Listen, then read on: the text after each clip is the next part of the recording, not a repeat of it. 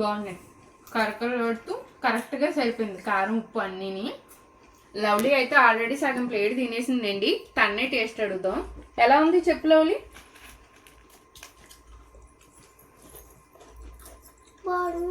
బాగున్నాయా? ఈ ఎవరు వండారు? Thank you. బాగుండేది కదా మమ్మీ. ఈ బూందీ అయితే నేను కస్టమైజ్ చేశానండి. వాళ్ళకి పీనట్స్ వద్దు అని చెప్పారు, అందుకని పీనట్స్ అయితే వేయలేదు ఇందులోని. ప్లెయిన్ బూందీ అనమాట, మీడియం స్పైస్తో అయితే చేశాను.